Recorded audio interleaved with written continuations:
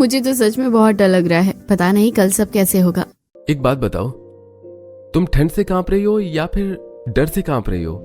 मैं तो दोनों वजह से ही कांप रही हूँ। ऊपर छत पर तुमसे बात करने आई हूँ, ठंडी ठंडी हवा चल रही है और कल सब मुझे देखने के लिए आ रहे हैं। पता नहीं सब ठीक से होगा भी या नहीं। कहीं कल किसी ने मुझे देखकर रिजेक्ट कर दिया तो? देखो, तुम्हें इतना परेशान होने की जरूरत नहीं है। सभी ने तुम्हें पसंद किया है। मैंने पहले ही तुम्हारी फोटो तो उन्हें दिखा दी थी।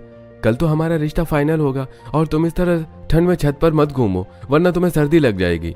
चलो नीचे जाओ, उसके बाद बात करना मुझसे। नीचे मुझे सबके सामने बात करने में थोड़ी शर्म आती है, इसलिए। अच्छा जी, तुम्हें शर्म भी आती है? इस तरह दोनों खूब सारी बातें करते हैं और उसके बाद पायल नीचे आ जाती है। अगले दिन सुबह पायल जल्दी से तैयार होती है। उसे देखने के लिए या कहो रिश्ता पक्का करने के लिए रोहन के घर वाले पायल के घर आते हैं। उनके लिए बढ़िया चाय नाश्ता बनाया जाता है और सब बैठकर बातचीत करते हैं। अरे चलो, फिर सारी बात हो गई है तो हम जल्दी ही कोई मुहूर्त निकाल लेते हैं और उसके बाद चटमंगनी पर ब्याह कर देते हैं। हाँ, बिल्कुल कर देना चाहिए। वैसे भी बच्चों को तो जल्दी ही हो रही होगी। अपनी दादी सास की ये बात सुनकर पायल शर्मा जाती है।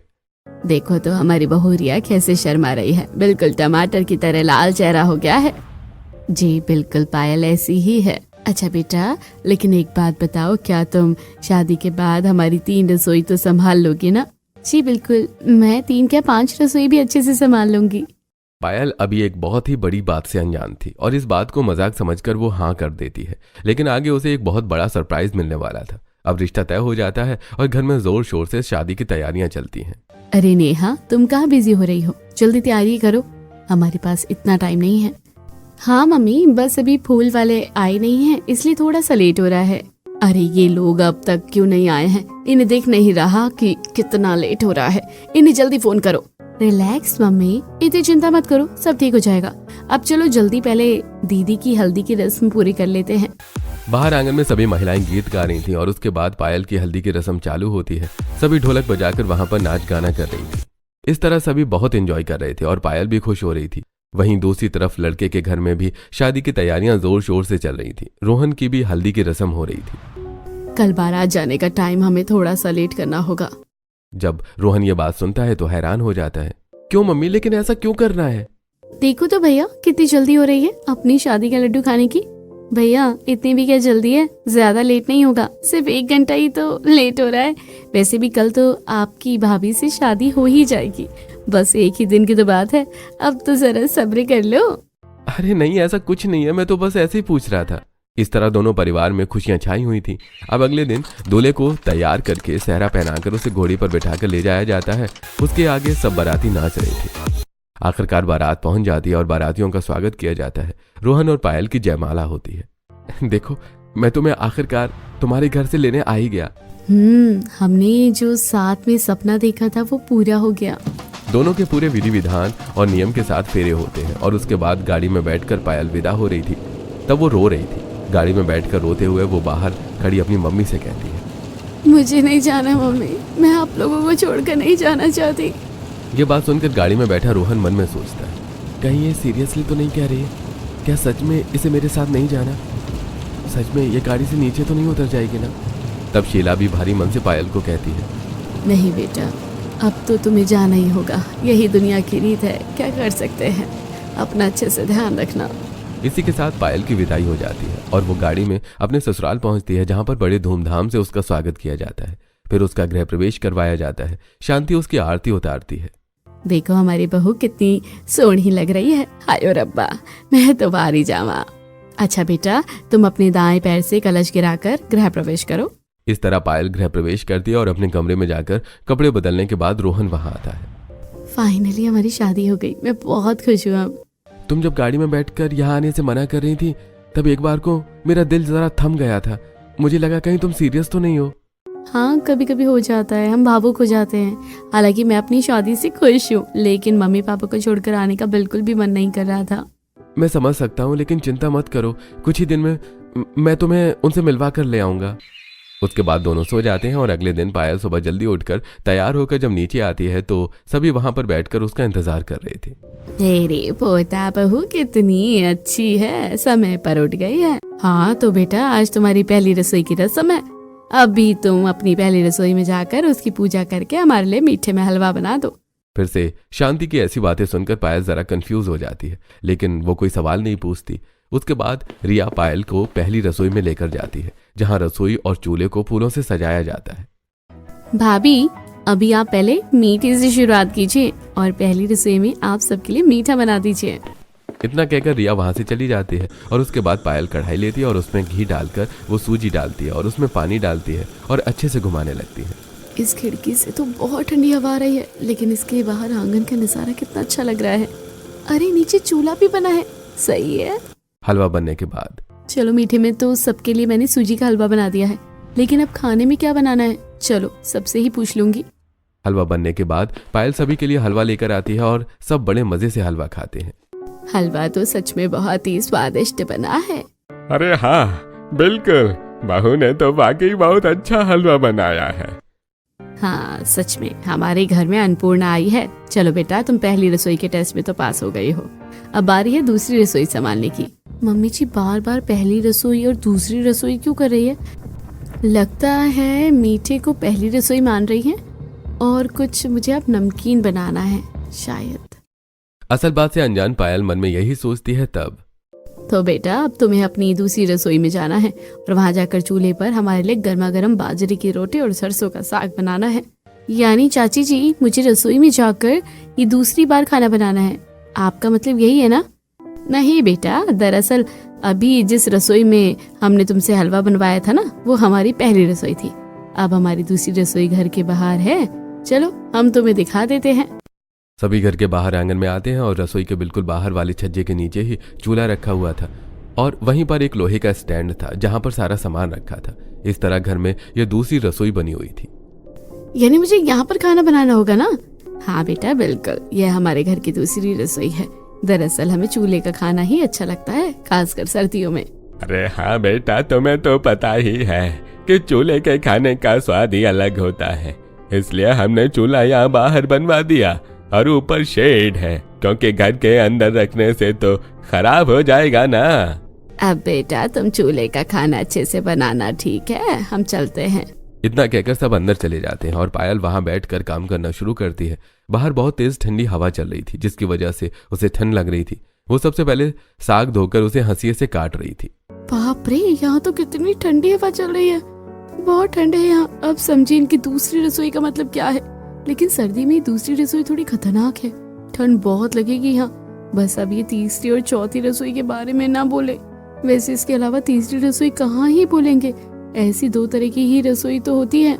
उसके बाद पायल चूल्हे पर साग छोंक देती है और जब तक चूल्हे पर हरा साग बन रहा था तब तक वो बाजरे और मक्के का आटा गूंथ कर तैयार कर लेती है। इतनी तेज ठंडी हवा चल रही है, एकदम सीने को चीरती हुई जा रही है। उसके बाद पायल सबके लिए गर्मा गर्म बाजरे और मक्के की रोटी बनाकर खाना परोसती है। खाना तो सच में बहुत अच्छा बना है, मानना पड़ेगा। तुमने तो चूल्हे का खाना भी बहुत ही अच्छा बनाया है। अरे बस रोटी थोड़ी ज्यादा जल गई है, बाकी खाना सच में बहुत अच्छा है। जी पिताजी, क्योंकि हो सकता है कि पायल का आज पहली बार हो।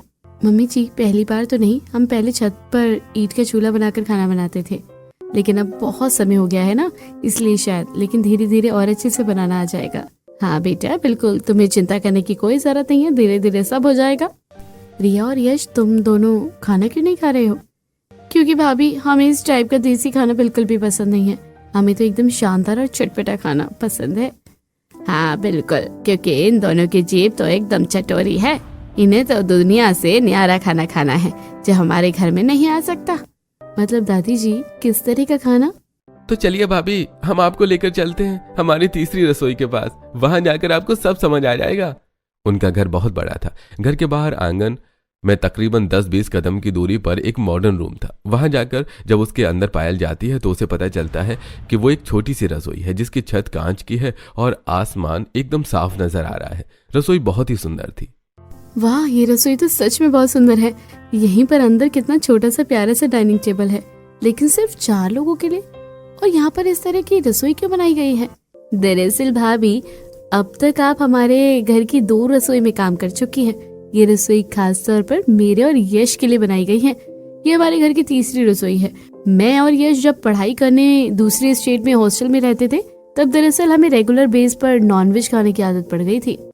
पर हमारे घर के अंदर एकदम सात्विक भोजन बनता है। घर में नॉनवेज बिल्कुल भी अलाउड नहीं है, इसलिए हमने आंगन में ये तीसरी रसोई बनवाई है। यहाँ पर सिर्फ मैं और रिया ही खाना खाते हैं। यहाँ पर हमारे लिए हर तरह का नॉनवेज बनता है। ओह, यानी हर किसी के टेस्ट के अनुसार अलग अलग रसोई बनी है। वाह, ऐसा तो सच में मैं पहली बार देख रही हूँ। अब उसके बाद वहाँ पर सारा सामान था और उसकी मदद से पायल उन दोनों के लिए फ्राइड चिकन बनाती है और वहीं पर उसे डाइनिंग टेबल पर उन्हें खाना परोसती है। भाभी, आप भी हमारे साथ बैठ जाइए ना खाना खाने के लिए। आप बहुत थक गई होगी सुबह से। हाँ बिल्कुल, मुझे भी सुबह से बहुत भूख लगी है। उसके बाद तीनों खाना खाते हैं। वैसे सच में ये रसोई तो बहुत अच्छी है। यहाँ का नज़ारा भी बड़ा अच्छा है। इसलिए हम हमेशा यहीं खाना खाते हैं। अब अपनी पहली रसोई की रस्म पूरी करने के लिए पायल ने अपने ससुराल में पहले दिन ससुराल की 3 रसोई में खाना बनाया, लेकिन अब तीनों रसोई को साफ भी तो करना था। सबसे पहले वो आंगन वाली रसोई के सारे बर्तन साफ करती है। चलो, यहाँ का काम हो गया, अब जाकर चूल्हा भी साफ कर देती हूँ। अब पायल अपनी दूसरी रसोई में आती है और चूल्हे के आसपास पड़ी राख और सारी गंदगी को साफ कर देती है। ऐसा करने के बाद पायल घर में अपनी सबसे पहली रसोई में जाती है, जहाँ उसने हलवा बनाया था। वो गैस चूल्हा साफ करके वहाँ के बर्तन भी साफ कर देती है। इतनी ठंड में 3 रसोई का काम करना बड़ा मुश्किल था, लेकिन चलो फाइनली हो गया। अब रात को भी ऐसा ही होता है। पायल को सबकी पसंद के अनुसार तीनों रसोई में खाना बनाना होता है और वहाँ की साफ सफाई करनी होती है। उसके बाद पायल रात को बहुत थक जाती है। वैसे यहाँ पर 3 रसोई का सिस्टम तो सच में अलग ही है। मैंने आज से पहले कभी नहीं देखा ये। यहाँ की तो बात ही निराली है, पूछो ही मत। अगले दिन शांति से मिलने उसकी 2 पड़ोसन आती हैं। अरे शांति बहन, और क्या हालचाल है? तेरी बहू के आने के बाद तो तू हमें भूल ही गई है। हाँ, सुनीता ने बाहर आना बंद ही कर दिया है। अरे ऐसा कुछ भी नहीं है। अगर ऐसा नहीं है तो चल, हमें भी अपनी बहू के हाथ का खाना जरा खिला दे। हमें भी तो मौका मिलना चाहिए बहू के हाथ का खाना खाने का। बिल्कुल, अभी खिला देती हूँ। शांति पायल को बुलाती है पायल के बाहर आने के बाद। जी कहिए मम्मी। बेटा, हम सबके लिए खाना बना दो। एक काम करो, रागी की रोटी के साथ मेथी का रायता और सरसों का साग बना दो। अरे वाह, ऐसा खाना खाकर तो मजा आ जाएगा। मेरे मुंह में तो पानी ही आ गया। अरे तुम क्या कह रही हो? तुम्हें पता है ना, मुझे ऐसा खाना बिल्कुल पसंद नहीं है। मेरे लिए कुछ स्पेशल होना चाहिए। हाँ हाँ बिल्कुल, एक काम करो, प्रीति के लिए बड़े से पिज्जा बना देना। पिज्जा तो बेटा अपनी पहली रसोई में बना देना, वहाँ पर ओवन है। और अपना देसी खाना तो बाहर चूल्हे पर ही बनेगा, दूसरी रसोई में। सबकी बात सुनने के बाद पायल पहले घर के अंदर वाली रसोई में जाती है और पहली रसोई में पिज्जा बनाने की सारी तैयारी करती है। आटा लगाकर तैयार करने के बाद वो उसे बेल कर बड़ा गोल कर देती है और उस पर कटी हुई सारी सब्जी और उसमें बहुत सारा चीज डालकर। चलो, पिज्जा का बेस तैयार हो गया है। वो पिज्जा ओवन में रखकर टाइम सेट कर देती है। उसके बाद वो अपनी पूरी दूसरी रसोई में जाती है और चूल्हे पर खाना बनाना शुरू करती है। पायल वहां पर पहले साग बनने के लिए चूल्हे पर रख देती है और उसके बाद तब तक आटा गूंद कर तैयार करती है। चलो, आटा तैयार हो गया है, अब गर्मा गर्म रोटी बनानी है। तब पायल चूल्हे पर एक के बाद एक गर्मा गर्म रोटी बनाती है और सभी को खाना परोसती है। साथ में वो पिज्जा भी लाकर देती है। सब खाना बड़े मजे से खाते हैं। वैसे शांति, मानना पड़ेगा, तुम सच में तारीफ करती थी अपनी बहू की। इतना स्वादिष्ट पिज्जा बनाया है, और देसी खाना तो पूछो ही मत कि कितना अच्छा बनाया है। मुझे तो एकदम गांव के बचपन वाले देसी खाने की याद आ गई। वो तो है ही, बहू ने आते ही अगले दिन हमारे घर की 3 रसोई अकेले संभालना शुरू कर दिया। काबिल तारीफ है हमारी बहू। खाना खाकर सब चले जाते हैं और उसके बाद पहले पायल अपनी पहली रसोई की साफ सफाई करती है और फिर अपनी दूसरी रसोई चूल्हे की साफ सफाई करती है। मुझे लगता है मुझे आज चूल्हा लिपना होगा, लेकिन नहीं, रात का खाना भी बनाना है। अब मुझे ये काम कल सुबह ही करना होगा।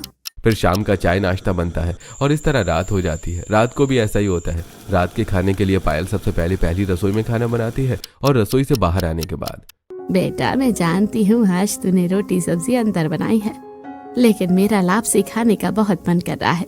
और सर्दी में ही लापसी खाने का असली मजा आता है और वो चूल्हे की अच्छी लगती है। तो क्या तुम मेरे लिए बना दोगी? जी बिल्कुल दादी जी, मैं बना दूंगी। उसके बाद दूसरी रसोई में चूल्हे पर खाना बनाती है। पायल एक कढ़ाई में बहुत सारा घी डालती है और उसमें आटा डालकर वो गुड़ को भी अच्छे से तोड़कर डाल देती है और उसे अच्छे से घुमाना शुरू करती है। बहुत अच्छी खुशबू आ रही है। मुझे तो ये बहुत पसंद है, लेकिन 3 रसोई में अलग तरह से काम करके मैं थक रही हूँ। सच में बार बार अंदर बाहर करना पड़ता है। फिर दूसरी रसोई का खाना बनाने के बाद पायल तीसरी रसोई में जाती है। वहां जाकर वो चिकन बना रही थी। तब वहां पर रिया और यश खाना खाने आ जाते हैं। भाभी बहुत ही अच्छी खुशबू आ रही है, बहुत अच्छा बनाया है खाना आपने। और भाभी सुबह भी आपने हमारे लिए जरा एक्स्ट्रा बना देना, कल लंच में भी यही लेकर जाऊंगा। अब सभी को खाना खिलाने के बाद पायल को बारी बारी तीनों रसोई की साफ सफाई करनी पड़ती है। वो ठंडे पानी से बर्तन धो रही थी। ठंडा ठंडा पानी छूते ही तन बदन में ठंडक का एहसास हो जाता है। पूरा दिन काम करके अब पायल इतना थक गई थी कि वो जाते ही सो जाती है और इस तरह उसका हर रोज का ही हो गया था। सुबह उठकर सबसे पहले पहली रसोई में खाना बनाना, उसके बाद दूसरी रसोई और फिर तीसरी रसोई को संभालना। ये सब करने के बाद वो घर का भी काम करती थी। पहले पूरे घर में अच्छे से झाड़ू पोछा करने के बाद वो ठंडे पानी से कपड़े धोकर, सर्दियों के कपड़े सच में बहुत इकट्ठे हो जाते हैं। उसके बाद वो कपड़े सुखाने ऊपर छत पर जाती है। पायल अभी तार पर अच्छे से कपड़े सुखा देती है। देखो तो जरा आज कितनी अच्छी खिली धूप निकली है। हाँ, पता नहीं क्यों लेकिन मुझे नींद सी आ रही है। थोड़ी देर धूप में बैठ जाती हूँ। पायल वहां पर थोड़ी देर धूप में बैठी हुई थी कि इतना काम करके थकने की वजह से दीवार पर सिर लगाकर ही सो जाती है। काफी देर सोने के बाद शांति ऊपर आती है। अरे पायल बेटा, तुम यहाँ क्यों सो रही हो? नहीं मम्मी जी, मैं तो बस ऐसे ही यहाँ पर धूप सेकने के लिए बैठ गई थी। अच्छा बेटा, आज सब्जी खत्म हो गई है, तुम बाजार से सारा सामान ले आना। उसके बाद पायल बाजार जाती है, लेकिन उसे बहुत थका थका सा महसूस हो रहा था। हर रोज 3 रसोई संभाल कर पायल बहुत ज्यादा थक जाती थी। उसे हर रोज सुबह जल्दी उठना पड़ता और इतना काम करते करते भी काफी रात हो जाती और उसे सोने में लेट होता था। इसीलिए उसकी नींद पूरी नहीं हो रही थी। बाजार में, भैया 1 लीटर पालक दे दो, 1 बैंगन का भरता और 1 टन मिर्च दे दो। यह सुनकर सब्जी वाला भी हैरान हो जाता है। पायल नींद में थी इसलिए कुछ भी बोल रही थी। बहन जी, आप ये क्या बोल रही हो? अरे भैया, जो बोला है ये सब्जी दे दो ना, जल्दी करो, मुझे बहुत नींद आ रही है। सब्जी वाला पायल की हालत समझ जाता है और वो सारी सब्जी सही हिसाब से तौल कर पायल को दे देता है और पायल घर आ जाती है जहाँ पर सब बैठे हुए थे। बेटा तुम आ गई? नहीं, मैं तो अभी एरोप्लेन में हूँ। क्या कहा? तुमने कुछ कहा क्या बेटा? नहीं, कुछ नहीं। अच्छा, तो कल रोहन तुम्हें तुम्हारे घर छोड़ाएगा, तुम्हारी मम्मी का फोन आया था। ये बात सुनकर पायल के चेहरे पर लंबी मुस्कान आ जाती है और रात का काम खत्म करने के बाद अगले दिन वो अपने मायके चली जाती है। घर जाते ही वो अपनी माँ से गले मिलती है। ओह मम्मी, मैंने आपको पता है कितना मिस किया। अरे बेटा, तुम्हें नहीं पता कि हमने भी तुम्हें कितना मिस किया है। तुम्हारे जाने के बाद तो घर एकदम सूना हो गया था। चलो मैं तुम्हें अपने हाथ का बनाया हुआ गाजर का हलवा खिलाती हूँ। पायल वहां पर आराम से बैठती है और उसके लिए गाजर का हलवा आता है। ये तो सच में बहुत ही स्वादिष्ट बना है मम्मी। इतने दिनों बाद आपके हाथ का खाना खाया है ना, वरना वहाँ तो अपने ही हाथ का खाना खा रही थी। कोई बात नहीं, अब यहाँ पर तुम आराम से रहो, मैं तुम्हें तुम्हारी पसंद का खाना बना कर खिलाऊंगी। अब पायल अपने घर 4-5 दिन रुकती है और अपनी मम्मी के हाथ का खाना खा रही थी और साथ में देर रात तक सो पा रही थी, तो उसकी थकान मिट जाती है। कुछ दिन बाद लेकिन वापस उसे ससुराल जाना पड़ता है और फिर से उसका वही रूटीन शुरू हो जाता है। एक दिन पायल को बहुत उल्टी हो रही थी और टेस्ट करवाने के बाद उसे पता चलता है कि वो प्रेग्नेंट है, जिसकी वजह से सब खुश हो जाते हैं। ये तो बहुत बड़ी खुशखबरी है, हमारे घर में एक छोटा सा नन्हा मेहमान आने वाला है। सच में मुझे तो बेसब्री से इंतजार हो रहा है। हाँ बिल्कुल, भगवान ने हमें इतनी बड़ी खुशी दी है, ये तो बहुत ही अच्छी बात है। आज रात को हम रेस्टोरेंट में चलेंगे। लेकिन बहू, वहाँ जाने से पहले मेरे लिए शकरकंदी बना दो, चूल्हे पर भुनना। अब पायल बाहर आती है और चूल्हे पर आग जलाने के बाद वो राख और कोयले की मंद आंच पर शकरकंदी को भूनना शुरू कर देती है। शकरकंदी बनाने के बाद अंदर सबको दी जाती है और सब बड़े मजे से खाते हैं। फिर रात को सभी बाहर रेस्टोरेंट में खाना खाने जाते हैं। कितने दिन बाद हम बाहर का खाना खा रहे हैं, बहुत अच्छा लग रहा है। आखिर इतनी बड़ी खुशी जो आई है ताई जी, फिर तो इसे सेलिब्रेट करना बनता ही है। बिल्कुल, मुझे तो यकीन नहीं हो रहा कि मैं जल्दी ही बुआ बनने वाली हूँ। इस तरह पूरा परिवार खुश था और खाना खाने के बाद सब घर वापस आ जाते हैं। चलो, मुझे कम से कम आज का तो रेस्ट मिला कि मुझे अभी रात को 3 रसोई में खाना नहीं बनाना पड़ेगा। मुझे बहुत अच्छा लगा। तुम जब भी कहो हम ऐसा कर सकते हैं। नहीं, हमेशा बाहर का खाना ठीक नहीं रहेगा, कभी कभी ही चलता है, लेकिन 3 रसोई को संभालना सच में बहुत मुश्किल का काम है। इस तरह बात करके दोनों सो जाते हैं और अगले दिन कुछ दिनों तक भी यही सिलसिला चलता रहता है, जिसकी वजह से पायल को बहुत ज्यादा थकान हो रही थी। एक तो 3 तरह की रसोई संभालना और फिर साथ में घर का काम करना, जिसकी वजह से न तो पायल की नींद पूरी हो रही थी और ना ही वो ठीक से खा पा रही थी और स्ट्रेस बहुत बढ़ रहा था। एक दिन बाहर चूल्हे पर काम करते हुए, आज तो मुझे बहुत ही ज्यादा नींद आ रही है और मेरे पेट में भी बहुत दर्द हो रहा है, पता नहीं क्या हो रहा है। पायल पेट पकड़ के दर्द में घर के अंदर जाती है, लेकिन तभी दर्द बहुत ज्यादा बढ़ जाता है और वो बेहोश होने की हालत में होती है। रोहन पीछे से आकर पायल को पकड़ लेता है और गिरने से बचाता है। क्या हुआ पायल, तुम ठीक तो हो ना? बेटा बहू को ब्लीडिंग हो रही है, जल्दी चलो, हमें हॉस्पिटल जाना होगा। पायल को जल्दी से हॉस्पिटल लाया जाता है और वहां चेकअप करने के बाद पता चलता है कि उसका मिसकैरेज हो गया है। यह बात सुनकर हर कोई उदास हो जाता है। लेकिन ऐसा हुआ क्यों डॉक्टर? देखिए, मैंने उनसे बात की, उनका रूटीन बहुत ही ज्यादा हेक्टिक था, साथ में उनकी नींद भी पूरी नहीं हो रही थी और ना ही वो ठीक से खा पा रही थी, इसीलिए ऐसा हुआ है। ऐसी सिचुएशन में तो बल्कि बहुत ज्यादा ध्यान देने की जरूरत होती है, लेकिन कोई बात नहीं, अब उन्हें कुछ दिन अच्छे से रेस्ट करना होगा और उनका ध्यान रखना होगा। हॉस्पिटल से डिस्चार्ज होने के बाद वो घर वापस आ जाती है, लेकिन पायल बहुत ही ज्यादा उदास हो गई थी। उसे थोड़ा सदमा लगा था। रोहन उसके कमरे में खाना लाता है। उठो पायल, खाना खा लो। रोहन के बार बार बोलने पर भी पायल जवाब नहीं देती और आखिर में बस इतना कहती है, मुझे अकेला छोड़ दो। इतना कहकर पायल करवट बदल लेती है और रोहन उदास चेहरा लेकर नीचे आता है। क्या हुआ बहू, अभी कोई बात नहीं कर रही? नहीं माँ, पायल सदमे में है, वो बहुत ज्यादा दुखी है। आखिर उदास कैसे नहीं होगी, उसने अपने बच्चे को खोया है। हम सभी को ध्यान देना चाहिए था, हमने बहुत बड़ी लापरवाही की है। हाँ, बहू के ऊपर काम का बहुत बर्डन हो गया है। 3 रसोई का काम करना बिल्कुल भी आसान नहीं है। हाँ दीदी, पहले हम दोनों मिलकर संभालते थे और बहू के आने के बाद हमने सब कुछ बहू के ऊपर ही छोड़ दिया। अब ऐसा नहीं होगा। सभी मिलकर इस बारे में गहरी चर्चा करते हैं और आखिर में रसोई में थोड़ी सी रेनोवेशन करवाई जाती है और वहीं पर लगी खिड़की को तोड़वाकर वहां पर दरवाजा लगवाया जाता है। अब ठीक है, देखो तो एकदम बाहर रखते ही हम आंगन में आ गए और यहीं पर चूल्हा हो गया। नहीं तो चूल्हे तक जाने के लिए हमें पूरे घर में चक्कर लगाकर बाहर जाना पड़ता था। हाँ बिल्कुल, बहू को भी बहुत परेशानी होती थी ऐसे। इस तरह ससुराल वाले पहली और दूसरी रसोई तो मिक्स कर देते हैं। अब अगले कुछ दिनों तक सभी पायल को बहुत अच्छे से ध्यान रख रहे थे। हालांकि पायल पूरे दिन अपने कमरे में उदास रहती थी और किसी से न तो बात करती थी। सब उसके कमरे में जाकर उससे बात करने की कोशिश करते और उसे खाना खिलाने की कोशिश करते थे। एक दिन पायल कमरे से बाहर आती है तो देखती है कि घर को सुंदर तरीके से सजाया हुआ है और मेज पर उसका पसंदीदा खाना लगाया है। यहाँ सब क्या हो रहा है? बेटा ये सब तुम्हारे लिए है, हमें माफ कर देना, हमने तुम्हारा ठीक से ध्यान नहीं रखा। नहीं मम्मी जी, आपको माफी मांगने की जरूरत नहीं है। जो कुछ भी हुआ उसमें आपकी कोई गलती नहीं है। चलो बेटा, साथ में खाना खाते हैं। बहुत दिनों बाद सब साथ में खाना खाते हैं और खाना खाने के बाद रसोई का नया डिजाइन पायल को दिखाया जाता है, जिसे देखकर वो खुश होती है। ये तो बहुत अच्छी बात है, पहली और दूसरी रसोई मिक्स हो गई। अब काम कितना आसान हो गया। एक कदम में दूसरी रसोई आ जाएगी और दूसरे कदम में पहली रसोई। और अब से भाभी आपको अकेले काम नहीं करना, तीसरी रसोई में मैं और यश मिलकर संभाल लेंगे। बस आप संडे वाले दिन हमारे लिए खाना बना देना, क्योंकि आप बहुत अच्छा खाना बनाती हो। और पहली रसोई और दूसरी रसोई के काम में हम तुम्हारी मदद करेंगे। अब से तुम्हें घर की 3 रसोई अकेले नहीं संभालनी पड़ेगी। इस तरह पूरा परिवार एक होकर मिलजुल कर तीनों रसोई में काम करता है, जिससे पायल को अब परेशानी नहीं होती थी और उसकी समस्या हल हो गई थी। इस तरह समय गुजरता है और कुछ समय बाद फिर से पायल प्रेग्नेंट हो जाती है और घर में खुशी छा जाती है। चलो, भगवान ने हमारी दोबारा सुन ली। इस बार हम सब पायल का अच्छे से ध्यान रखेंगे। हाँ बिल्कुल, इस बार बहुत ज्यादा काम नहीं करना। और इस खुशी में आज मेरी दोनों बहुएं मिलकर गाजर का हलवा बनाएंगी। जी बिल्कुल, हम अभी चूल्हे पर बढ़िया सा मस्त गाजर का हलवा बना कर लाते हैं। इसके बाद सुनीता और शांति दोनों मिलकर इसी खुशी में गाजर का हलवा बनाती हैं और सब मजे से बैठकर गाजर का हलवा खाते हैं।